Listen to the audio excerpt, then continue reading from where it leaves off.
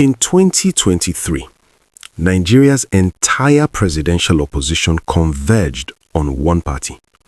Millions of Nigerians, north, south, east, west, rallied around that vehicle. And then before the dust of that election had settled, that vehicle was dismantled, not at the polls, from within, through court papers, factional claims, and institutional pressure. Now, a senior lawyer and former governorship candidate has stepped forward with a warning that is not about who will win in 2027. His warning is about whether the contest itself will be legitimate at all. Kenneth Okonkwo said publicly, and I want you to hold these exact words, if anything happens to the ADC, not if the ADC loses, not if the ADC makes the wrong choice of candidate. He said if anything happens to it. While every Nigerian analyst is arguing about coalitions, running mates, and zone rotation, nobody is asking the more dangerous question. What does it mean for something to happen to a political party in Nigeria? Who has the motive? Who has the mechanism? And has it been done before? Stay with me, because what I found when I went looking answers all three of those questions, and it changes the shape of this story entirely. Before we go further, if you're new here, this channel exists for one reason: to give Nigerians the political analysis mainstream media is too afraid or too compromised to deliver. Hit subscribe and stay with me. This gets deeper. Let me be precise about what happened and what was actually said.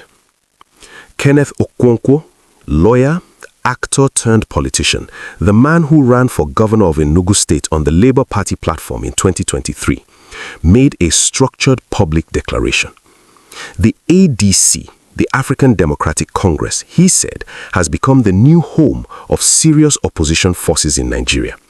And if anything is done to it, destabilize or deregister, the credibility of 2027 is finished. That was not a casual comment on a morning show. That was a calculated political warning delivered with specific awareness of how Nigeria's electoral machinery has historically been turned against opposition parties. Now, why now? The timing is not accidental. 2027 is approximately 18 months away. And in Nigerian electoral politics, 18 months before a general election is when the most consequential moves are made, not by voters, but by institutions. INEC's party compliance reviews, the Electoral Act's deregistration thresholds, federal court filings. These are not election day weapons. They are pre-election weapons, and they are sharpened now. The surface-level story being told in most Nigerian media is about personalities. Who is joining the ADC? Who might be its presidential candidate? Which governors are quietly making contact? That is a real story. But it is not the most important story. The buried story is about whether the ADC survives long enough to be on the ballot at all. And here is the first thing you need to understand that reframes everything else. In Nigeria, political parties are not primarily destroyed by electoral defeat. They are destroyed before elections reach them. The Action for Democracy, the AD, was not voted out of relevance. It was taken apart through targeted court litigation and defection engineering. The Labour Party in 2023 did not collapse because Nigerians stopped supporting it. It collapsed because a leadership dispute, which many serious analysts believe was externally seeded, created legal paralysis at the exact moment the party needed to be building national infrastructure. Same playbook, different party, different year. What Kenneth Okonkwo is saying is I was inside that party when it happened, and I can see the first pages of that script being read again. To understand why the ADC is structurally vulnerable, you have to understand the specific legal architecture that governs political parties in Nigeria. And the key institution here is INEC. Under the Electoral Act of 2022, specifically Section 82, INEC has the power to deregister any political party that fails to win at least one seat in either the National Assembly or a State House of Assembly in 2 consecutive general elections. That sounds straightforward, but the operative question is, who determines compliance? INEC does. Who compiles the monitoring reports on which that determination is based? INEC's Party Monitoring Division does. And who appoints the INEC chairman and commissioners who oversee that division? The President of the Federal Republic, subject to Senate confirmation. Now hold that for a moment. The ADC's current seat count from the 2023 elections is thin. It did not perform at the level needed to make deregistration a distant concern. Its survival into 2027 as a legally registered, fully operational party depends on either winning seats in the 2027 elections, which it cannot do if it is legally paralyzed before then, or demonstrating compliance through a review process controlled by the very institution whose leadership was appointed by the executive, whose political interests are best served by a fragmented opposition. That is not a conspiracy. That is the constitutional structure of the Nigerian state. Now, where does the law create ambiguity? The phrase, 2 consecutive elections, sounds precise until you push on it. Does a court-nullified election count as a completed election? What about by-elections? What happens when 2 factions of the same party both claim to have participated in an election? Which faction's performance counts toward compliance? These questions do not have settled answers in Nigerian electoral jurisprudence. And unsettled questions are not legal gaps, they are weapons. They are filed in the Federal High Court where they generate injunctions, where the freezing of internal processes means a party cannot conduct its primaries on time, cannot submit candidates to INEC's portal, cannot access its legal right to participate in an election, even while technically remaining a registered party. Has INEC's deregistration power been used this way before? Yes. In 2022, 74 political parties were deregistered. Some of those parties had real political capital and genuine grassroots networks. They were removed from the board. The process was technically lawful. The political effect was to narrow the playing field at precisely the moment opposition forces needed more options than fewer. There is one specific relationship I want to flag here between the composition of the INEC Commission at the time compliance reports are compiled and what those reports ultimately conclude. We will come back to it because once you see it in the context of everything else this analysis builds toward, it becomes the clearest window into how this whole mechanism operates. Let us talk about who benefits. The APC benefits most directly from ADC's destabilization. And here is the mathematical reason. Tinubu's 2027 calculation is not primarily about winning a majority of votes. It's about preventing any single opposition candidate from reaching the constitutional thresholds required to win outright. The Electoral Act requires a winning presidential candidate to secure the highest number of votes and at least 25% of votes cast in no fewer than 2/3 of all states.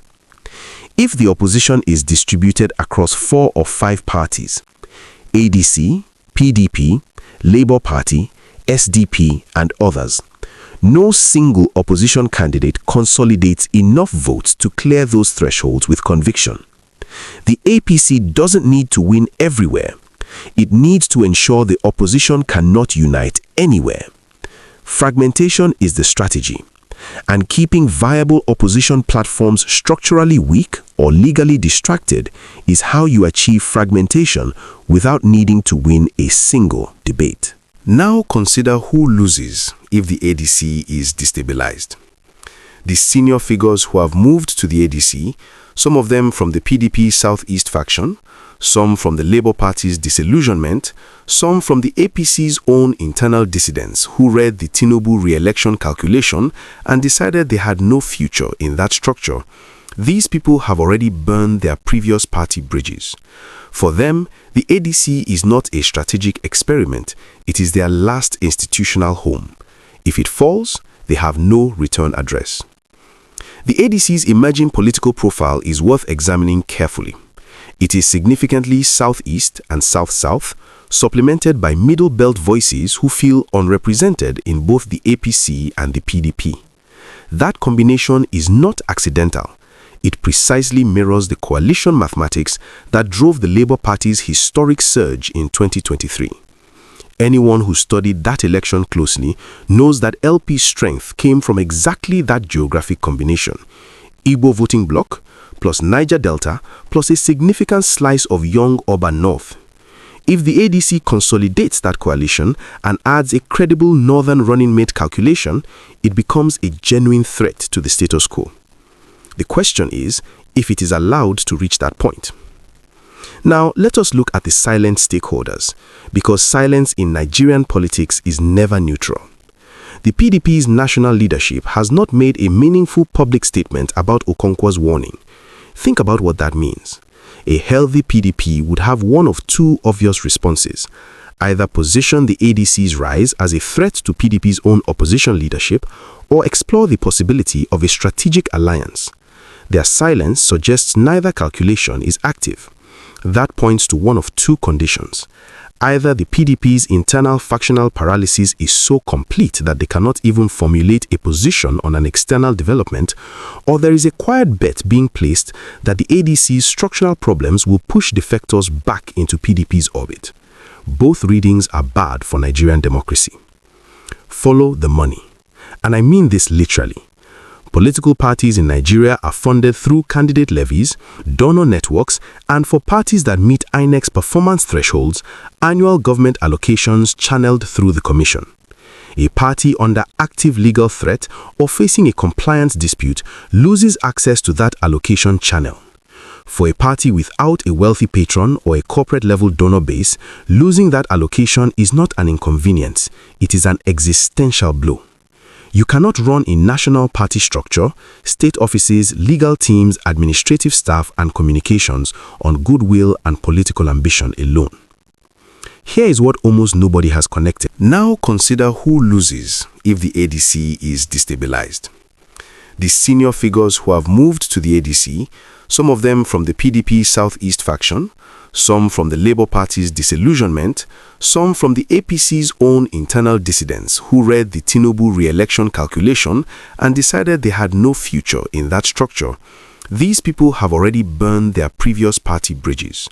For them, the ADC is not a strategic experiment, it is their last institutional home. If it falls, they have no return address. The ADC's emerging political profile is worth examining carefully. It is significantly southeast and south-south, supplemented by middle belt voices who feel unrepresented in both the APC and the PDP. That combination is not accidental. It precisely mirrors the coalition mathematics that drove the Labour Party's historic surge in 2023. Anyone who studied that election closely knows that LP's strength came from exactly that geographic combination: Igbo voting bloc, plus Niger Delta, plus a significant slice of young urban north. If the ADC consolidates that coalition and adds a credible northern running mate calculation, it becomes a genuine threat to the status quo. The question is if it is allowed to reach that point. Now, let us look at the silent stakeholders, because silence in Nigerian politics is never neutral. The PDP's national leadership has not made a meaningful public statement about Okonkwo's warning. Think about what that means. A healthy PDP would have one of two obvious responses: either position the ADC's rise as a threat to PDP's own opposition leadership, or explore the possibility of a strategic alliance. Their silence suggests neither calculation is active. That points to one of two conditions. Either the PDP's internal factional paralysis is so complete that they cannot even formulate a position on an external development, or there is a quiet bet being placed that the ADC's structural problems will push defectors back into PDP's orbit. Both readings are bad for Nigerian democracy. Follow the money. And I mean this literally. Political parties in Nigeria are funded through candidate levies, donor networks, and for parties that meet INEC's performance thresholds, annual government allocations channeled through the commission. A party under active legal threat or facing a compliance dispute loses access to that allocation channel. For a party without a wealthy patron or a corporate-level donor base, losing that allocation is not an inconvenience, it is an existential blow. You cannot run a national party structure, state offices, legal teams, administrative staff, and communications on goodwill and political ambition alone. Here is what almost nobody has connected, and this changes the picture entirely. The Labour Party did not collapse because of an election. LP won millions of votes in 2023. What followed was a sequence of post-election events, a leadership dispute between the Abure faction and the Doyin Okupe faction, court injunctions, competing national chairmen claiming authority, INEC correspondence about which leadership structure was legitimate. That sequence followed a specific pattern. And that same pattern's early pages are now visible in how the institutional pressure around the ADC is being configured. The question that matters is not whether Okonkwo is right to be worried. The question is whether the ADC's leadership has studied the Labour Party's collapse closely enough to recognize the playbook they're up against and whether they have the organizational discipline to defend against it. Let us step back from the party political mechanics and ask the larger question. What does this mean for Nigeria? If the ADC is structurally weakened or legally neutralized before 2027, Nigeria enters that election cycle with one dominant party controlling the federal executive, a significant majority of state governments, and the institutional levers of INEC, including its appointment structure. That's not just an electoral problem. That's a governance problem. Administrations without credible opposition challenges have a documented tendency towards policy drift, towards the expansion of rent-seeking behavior, and towards reduced responsiveness to citizen pressure. You don't need to believe any particular narrative about any particular administration to understand that this is the historical pattern across democracies globally. And there's a direct economic line here that's worth drawing plainly. The most consequential economic decisions affecting ordinary Nigerians since 2023, the fuel subsidy removal, the exchange rate unification, the electricity tariff increases, were implemented without meaningful legislative opposition pressure. A National Assembly in which the ruling party faces no serious challenge from a unified opposition is a legislature where those decisions are never subjected to the kind of interrogation that produces adjustments, reversals, or accountability. The survival of a credible opposition party is not an abstract political science concern. It's a governance question with direct consequences for the price of food, the cost of transportation, and the availability of employment. There's a security dimension too. The Middle Belt and Southeast communities that make up a significant part of the ADC's political profile are communities where the relationship between political representation and security outcomes is documented and real. When institutional channels for political expression close, grievances do not disappear, they migrate. The relationship between political marginalization and recruitment into non-state armed groups in Nigeria's northwest and southwest is not a theory, it's a pattern with statistical backing. Keeping institutional political channels open is not a democratic luxury, it's a security investment. Now, the relationship I flagged in the institutional analysis. The INEC chairman and commissioners are appointed by the president, confirmed by a Senate that is currently controlled by the ruling party. That means the institutional independence that INEC is constitutionally required to exercise is not structurally guaranteed. It's contingent on the personal integrity of the individuals who hold those appointments at the time consequential decisions are made. That's not a constitutional safeguard, that's a prayer. And when compliance reports about opposition party seat counts are being compiled by a commission whose leadership was confirmed by that Senate in a year when those reports will determine whether opposition vehicles survive to 2027, the prayer has to be a very specific one. Here is what nobody is saying. ECOWAS Election Observation Reports from 2023, published available, largely ignored in Nigerian mainstream media, specifically flagged the concentration of institutional appointment power in the executive as a structural risk to electoral credibility in Nigeria. This was not a partisan observation, it was a systemic one, made by regional observers who have watched multiple electoral cycles across West Africa. They identified in 2023 the same institutional vulnerability that Kenneth Okonkwo is now warning about from the inside. That alignment between an external technical observation and an internal political warning is the signal that deserves serious attention. Nigeria does not exist in isolation, and the political trajectory we are examining here has foreign policy consequences that are worth being clear about. The United States and the United Kingdom both have stated policy interests in Nigeria's democratic consolidation, not as pure idealism, but tied to practical considerations: stability in West Africa, counter-terrorism cooperation, trade and investment security, and the containment of migration pressures. In Nigeria that enters 2027 with a structurally compromised opposition, a disputed electoral outcome, and the inevitable post-election litigation and international observation reports full of red flags, becomes diplomatically expensive for both governments.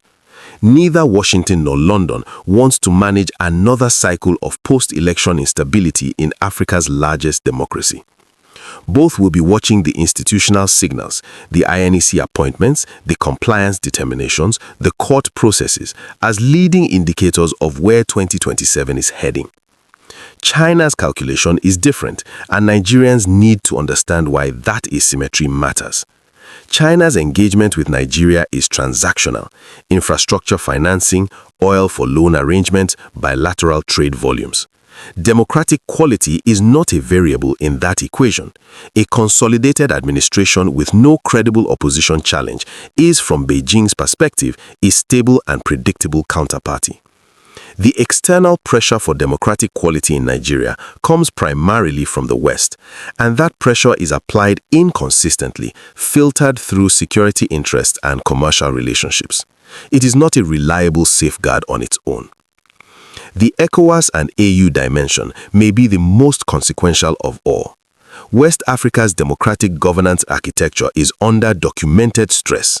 The coups in Mali, Burkina Faso, Niger, and Guinea were justified by their perpetrators, at least in part, as responses to electoral fraud and institutional capture by civilian governments.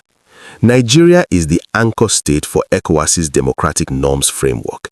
If Nigeria's 2027 election is structurally compromised, not stolen in the obvious sense, but quietly manipulated through administrative and institutional mechanisms, it removes the most important counter-narrative to military intervention in the sub-region at precisely the moment when that counter-narrative is most needed.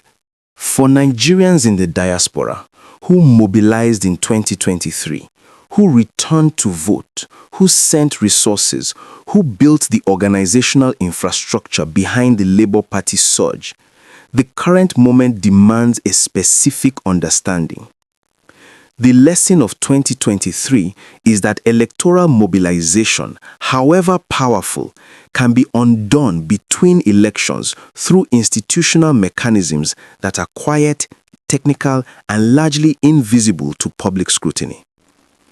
If the 2027 investment is going to be protected, the work begins now, not in the campaign season, but in the monitoring of INEC compliance reviews, federal court filings, and party internal governance. That is where this is being decided. What I am about to show you in the next part of this analysis is where the story becomes truly dangerous. There is a serious counter-argument to Okonkwo's warning, and it deserves to be stated properly before it is examined. The argument runs like this. Nigeria has had opposition parties threatened, weakened, and nearly destroyed before, and elections still happened. The PDP itself survived what should have been a terminal collapse when it lost the 2015 presidential election. The APC was formed from a merger of distressed and fragmented parties. Nigerian democracy is messy, chaotic, and often infuriating, but it is also resilient. Furthermore, Okonkwo is a Labour Party figure whose own political platform fell apart. He has a personal interest in talking up the ADC as the new opposition home because Labour Party's collapse left him politically homeless. Some portion of what sounds like national analysis may be personal positioning. That argument is not without substance. Nigeria's political system has a genuine capacity for improvisation, and Okonkwo's conflict of interest is real and should be factored into how his warning is weighted. But the steel man collapses when you examine one critical difference between past cycles. In previous cycles, the opposition's fractures were primarily about personality and ambition. Parties split because powerful figures fought over presidential tickets. The damage was political and repairable. New alliances could be built, new platforms assembled. What Okonkwo is describing is different in kind, not just in degree. He is identifying a structural administrative vulnerability rooted in the Electoral Act's deregistration provisions and INEC's monitoring powers that can be activated against any party regardless of how large or genuine its popular support base is. The threat is not that the ADC will lose at the polls. The threat is that it will be removed from the board before the game begins, through mechanisms that are legal, quiet, and very difficult to reverse once set in motion. Now, 3 widespread misconceptions about this story that need to be corrected directly. The first misconception is that party deregistration requires a visible political decision from the top of government. It does not. It can be triggered through routine compliance reporting, administrative, technical processes that never make front-page news, never require a presidential press conference, and leave no obvious fingerprints. The second misconception is that a party with millions of sympathizers cannot be deregistered. It can. Sympathy is not the same as institutional standing under the Electoral Act. INEC does not count sympathy, it counts seats. The third misconception is that the courts will protect the ADC if it comes under institutional pressure. Courts can issue stays of execution. They have done so before, but the Nigerian judicial timeline and the electoral calendar do not move at the same speed. A stay granted 6 months into litigation may come after a party has already missed the primary season, the candidate registration window, and the point at which a national campaign can be credibly assembled. The piece of evidence that both sides of this debate have completely missed is the Labour Party's 2023 experience examined in forensic detail. Before the 2023 elections, LB faced at least 3 separate attempts through internal party litigation and INEC correspondence to constrain its ability to participate in specific state elections. All 3 were ultimately unsuccessful or reversed on appeal, but the cost of defending against those attempts was not zero. It consumed organizational resources, legal energy, and the attention of party leadership at the moment that attention should have been directed entirely towards mobilization. Now, if what I just told you surprises you, drop a comment below. I want to know what you think before we get to the part that changes everything. Based on everything this analysis has assembled, the institutional structure, the political strategy, the national stakes, the international pressure, the counter-arguments, let me tell you the 3 most likely next moves. First, the legal attrition play. Expect a factional dispute over the ADC's national chairmanship to be filed in the Federal High Court within the next 6 to 12 months. This is not speculation, this is pattern recognition. It happened to the LB, it happened to the APGA, it happened to the PDP. The goal of such a filing is not to win the case, it is to generate an injunction, a court order freezing the party's ability to conduct its internal elections, validate its party structure, or conduct primaries. An injunction of that kind, even if eventually overturned, can cost a party the window in which it needs to be operating. Watch for the filing.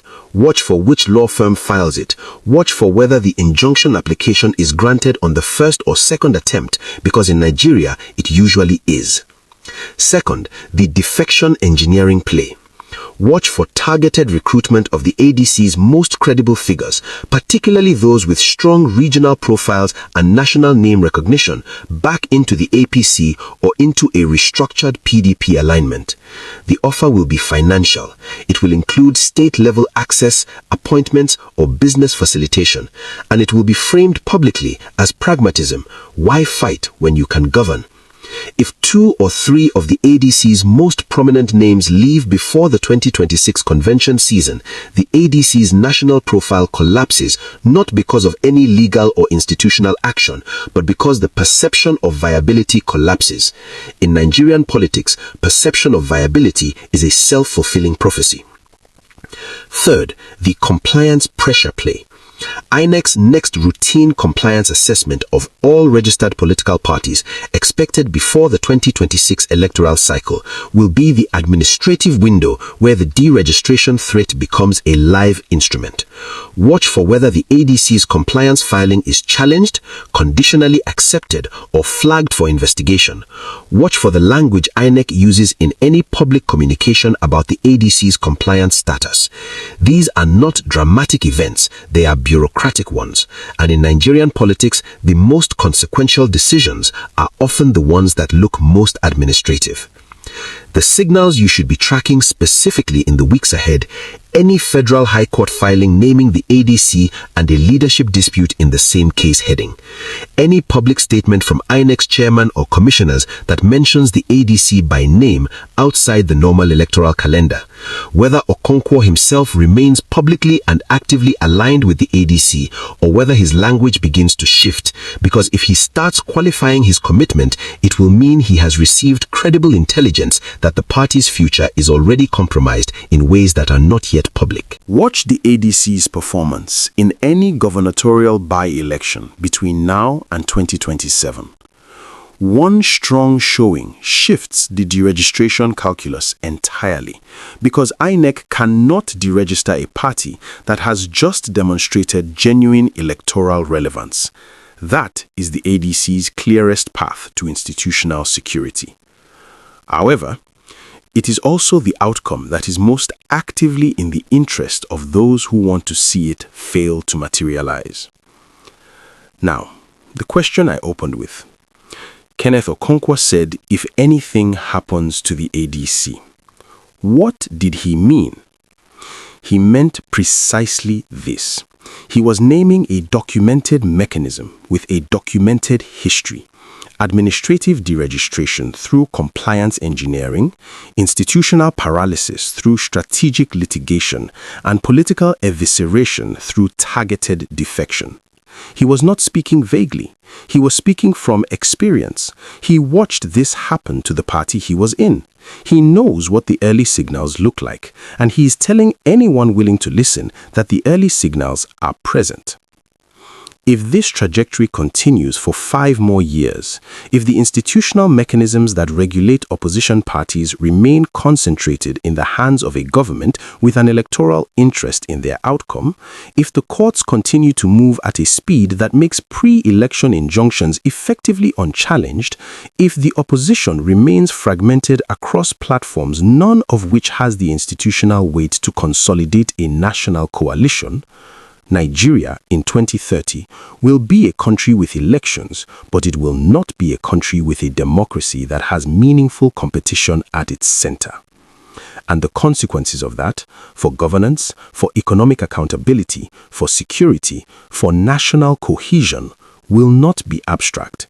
They will be paid for in the daily lives of ordinary Nigerians who never once attended a party convention or followed a court case in Abuja. The central question of this story was never really about Kenneth Okonkwo's political future, or about the ADC as an institution, or even about 2027 as an election cycle. It was always about a more fundamental question: whether the institutional conditions for a credible democratic contest exist in Nigeria.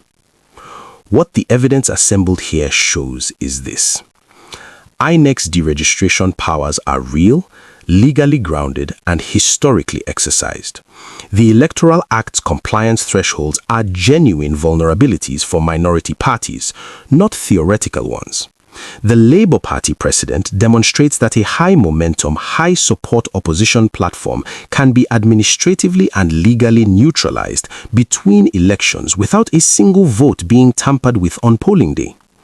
And the ADC, with its ambitious political profile and thin institutional infrastructure, fits the exact profile of a party that the historical playbook was designed to neutralize. None of that means the ADC will fall. Institutions can be reformed, leadership can be disciplined, legal defenses can be built proactively. Opposition forces can learn from what happened in 2023 and build the kind of organizational redundancy that makes them resistant to the attrition strategy. These outcomes are possible, but they require Nigerians, inside and outside those structures, to understand that this is where the real contest is happening. Not on a debate stage, not in a polling booth, right now, in compliance filings, court cases, and appointment letters. Here is what nobody is saying. If the ADC is weakened or removed before 2027, what is the realistic alternative opposition platform? And does it actually exist yet? If this analysis gave you clarity, share it with one person who needs to understand what is really happening in Nigeria. Like, subscribe, and I'll see you in the next one.